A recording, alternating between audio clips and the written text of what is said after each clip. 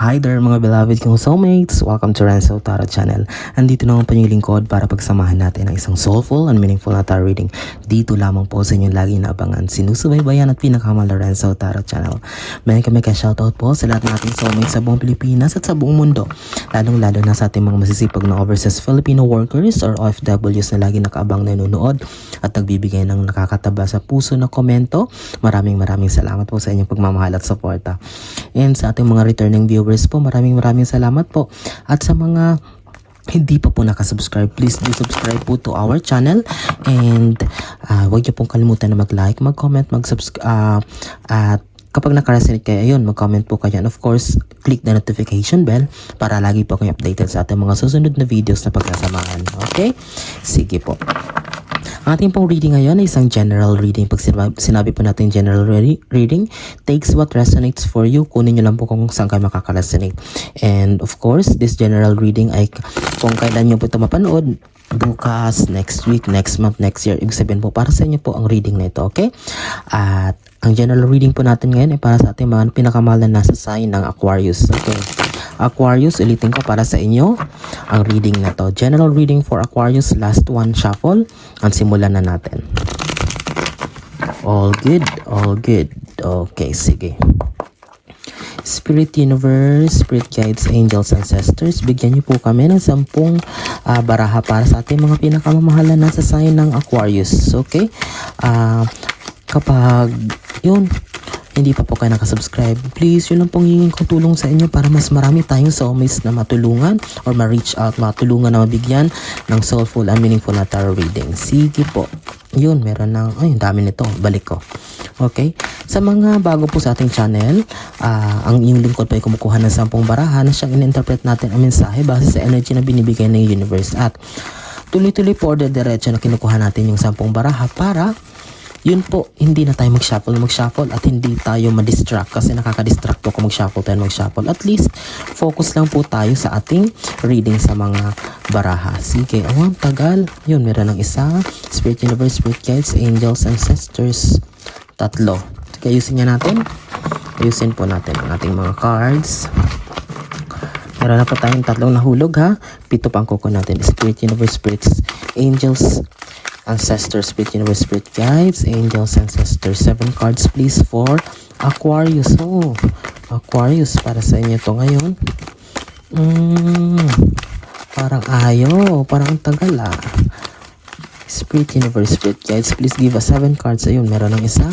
6 cards more. Spirit Universe, Spirit Guides, 6 cards more for Aquarius. Aquarius. Oh, ang dami nahulog. Ayoko niyan. Sige. 6 pa po. Bigyan niyo po kami ng 6 na baraha na aming kailangan para sa general reading for Aquarius. Okay? Ayun. 4 na lang. Spirit Universe, Spirit Guides, Angels, Ancestors. Last 4 cards please for Aquarius.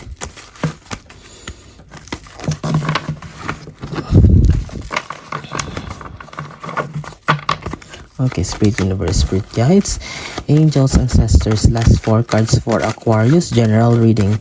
Pasensya na pa, medyo matagal ha, kunin lang po natin kasi kailangan talaga na kunin natin yung yun. Tumatalon katulad ng tumatalon na baraha kasi yun po talaga ang magbibigay sa atin ng makaka-resonate kayo. Okay, kasi kung pipili lang tayo, ay kailangan talaga yung maganda yung baraha na 2, 4, 6.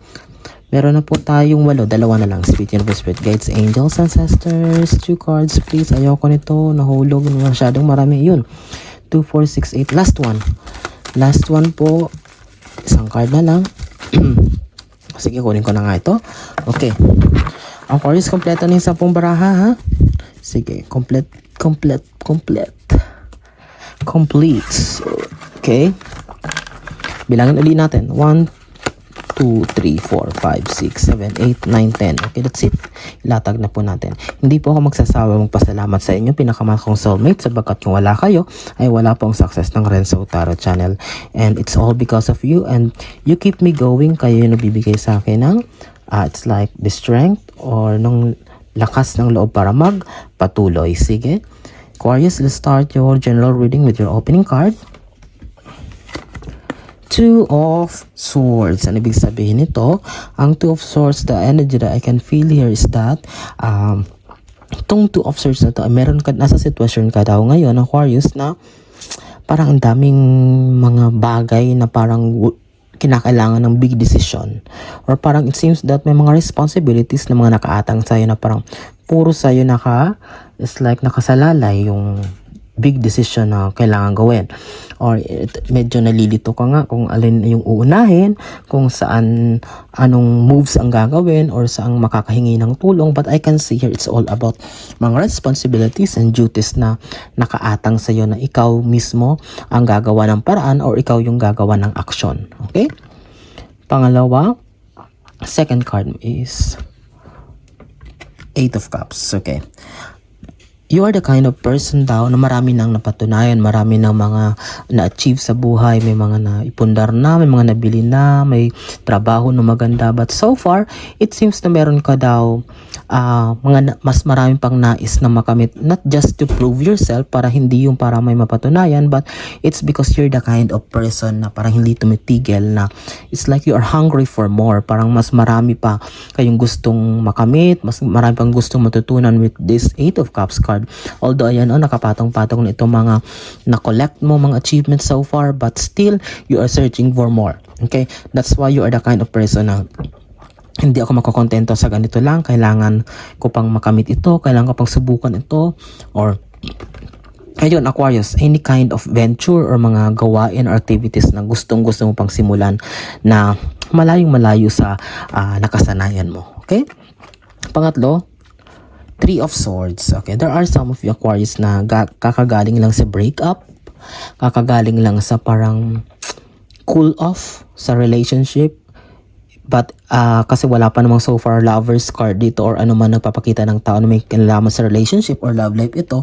But in terms of your career or your money, but ang nakikita ko dito ay parang medyo malungkot ka din kasi parang siguro you are expecting na may mga tao kang malalapitan, mahihiraman mo, or maybe kasi meron kang ginagawa or meron kang pinapasok ngayon na venture, project, may pinapagawa ka or kung ano man. But it seems na parang lately parang medyo hindi umayon sa plano mo, parang nagkulang yung budget or parang medyo kinapos. That's why you are ngayon, ito yung Two of Swords ngayon na parang medyo di mo alam kung saan ka lalapit. That's why ito yun, parang medyo may worries ka, may disappointment, frustrations ka na nararamdaman because some people, although hindi naman talaga yung parang because you're expecting na yung tao na yan malalapitan mo ay makakatulong sa iyo, but in return ay parang hindi naging okay or parang hindi umayon sa iyo. Okay? Pang-apat, King of Wands. Okay, facing to the left. Please, Aquarius, is try to learn how to settle or parang pag-aralan kung paano balansehin ang iyong emotions, kasi isa din to sa nakaka-apekto sa iyong pang-araw-araw na desisyon sa buhay. Bakit kapag hindi stable ang emotions natin, dyan tayo nakakagawa ng mga desisyon na later on ay nag-fail or parang hindi umaayon sa plano mo kasi nag-decision ka base sa emotion mo, like sobrang saya mo, sobrang lungkot mo, or kailangan gumawa ka daw ng desisyon sa balanse na emosyon. And kailangan mo itong matutunan kasi so far ang sitwasyon mo daw ngayon ay super emotional ka. Parang ngayon daw Aquarius is parang throughout the whole week, past week hanggang itong mga araw na everyday, it seems that parang you're emotional or parang it seems na yung kaka-apekto sa pang-araw-araw mo ngayon na buhay na nangyari ay may kinalaman sa emosyon. Okay? Parang yun, parang nagiging parang may burnout na nangyayari, parang naging iritado ka dahil because of the emotions of what is happening around you, lalong-lalo nito sa mga bagay na it's not working on the way you wanted. Okay? Panglima mong baraha is Nine of Pentacles. May kinalaman din sa pera itong frustrations na nararanasan mo. Maaring yun ang sinabi ko dito sa Three of Swords, maaring you are expecting, although may mga pumapasok, may mga napagkukunan ka pero hindi kasi siya sapat with this amount that you are expecting para ma-accomplish itong bagay na to or mabili itong bagay na to or masimulan yung anumang plano mo. And may mga pera, but may kinalaman din sa pera kung bakit ka na-frustrate or kung bakit ka parang iritado or parang yung emotion mo ay hindi balance or may emotional imbalance dito sa pang-apat na baraha. Okay? Pera ang nagiging cause ngayon ng problema sa Aquarius, but tingnan natin, okay? But I can feel here na masisettle mo naman yan. You can make a way or you can magagawan mo siya ng paraan, okay? Pang-anim mong baraha, Ace of Swords. Ayan, sabi ko sa'yo nakatapat siya sa Two of Swords. Tingnan mo. Di ba yung unang baraha, Two of Swords, big decision making. Sabi ko magagawa mo ng paraan with this Ace of Swords. You just need to relax yourself. Kailangan mo lang mag-isip or gumawa ng desisyon ng maayos, not on based on emotion, but in logical way or kailangan sa pag-iisip talaga, sa malinaw na pag-iisip, because hindi makakatulong ang overreaction, parang pagsusungit, pagsisigaw, or pagmumukmok. You need to have a clear thought, clear mind with this Ace of Swords. Masasolve mo yan. Just kailangan ikaw mismo sarili ang makakatulong. Just relax, take it easy, take a deep breath, and kailangan talagang ang sarili mo ay talagang nasa maayos na sitwasyon kapag gagawa ka ng desisyon, kasi magagawa ng paraan lahat ng problema. Okay? Pambito, King of Cups. Okay, ayun di ba? Connected, napakalinaw ng mga baraha. Connection. May connection talaga. Ayan King of Cups. Kanina magkatapat yung parehong sword. Ngayon, ayan naman ang King of Cups. Anong ibig sabihin nito? Ito, di ba sinabi ko to kanina, it seems that you are hungry for more. May marami ka pang gustong makamit, mapanalunan, or ma-achieve sa buhay with this Eight of Cups. Di ba? Sabi ko, yung nakatapat sa kanya is the King of Cups. What does it mean? You can achieve it. You are assured as a king, as a royalty. Talagang makakamit mo ito, mapagtatagumpayan mo ito in come what may, come high or hell waters, kahit anumang harang ang dumaan dyan or iba to dyan sa'yo, mapapagtagumpayan yan. Kasi umarap na rin dito sa rights at hawak mo yung trophy or yung as a king, ayan, hawak mo trophy, madadagdag yan dyan dito sa collection mo. Kasi di ka talaga tumitigil Di ka talaga tumitigil na may matutunan, may mapanalunan, may makamit. Okay? Because sabi ko nga, di ba ulitin ko, you're the kind of person, you're an unstoppable person. Hindi ka tumitigil na parang you're hungry, always hungry for more. Okay, that's why yun lang, kasi nagkakaroon ng konting problema dito sa mga bagay na hindi umaayon so far sa gusto mo. It's because siguro sa mga decisions na hindi basta-basta pinag-isipan or yung pinagbasehan ay emotions with this King of Wands. Okay? Death card. What does it mean? There's an ending for everything. Kailangan daw mong tapusin talaga. What does it mean? Ang gusto kong sabihin, kailangan mong tapusin yung chapter ng buhay mo na puro nega, yung pag-iisip. Kailangan may baguhin ka talaga. Walang mangyayari kung hindi mo sisimulang tapusin or tanggalin itong mga balakid na itong mga negativities, toxicities na meron ka, taglay mo na siyang nag-hurdle or parang siyang humaharang sa success or sa blessings na kailangan pumasok sa'yo. With this death card, this is just showing na kailangan mong baguhin ang mindset mo, kailangan mong baguhin yung the way how you make decisions. Sabi ko nga, not on emotion, based on emotion, but based on your mind. Okay? Kailangan may tanggalin ka na ng mga paniniwala na mga hindi na nag-work sa'yo as of the moment, mga prinsipyo, mga beliefs, or whatever hobbies na lagi mo ginagawa pero hindi naman siya nakakatulong. Okay, you need to close that with this death card. Kailangan tapusin mo yan. Okay? Pang 9th card is the Hierophant. What does it mean? Nakatapat siya ng King of Wands, your emotions. You are guided. Sabihin, you are guided. Kahit ikaw yung tipo ng tao na hindi talaga totally drawn into religion or hindi madasalin, hindi naman talaga totally palasimba or kung ano man yan. But since you believe in someone or something higher being, you are guided with that kung sino man yung pinapaniwalaan mo, if God, or if you're Christian, or what other religion, although hindi mo talaga pinapractice, but still, with the Hierophant card, pinapakita lang nito na you are guided by the divine or parang you are protected. Even your loved ones na mga pumanaw na, your ancestors, sila yung nag-guide sa'yo. Okay? That's why you need to keep going. Kailangan mo lang magpatuloy. Kasi maybe there's a time na parang you thought of giving up, but no, walang mag-give up.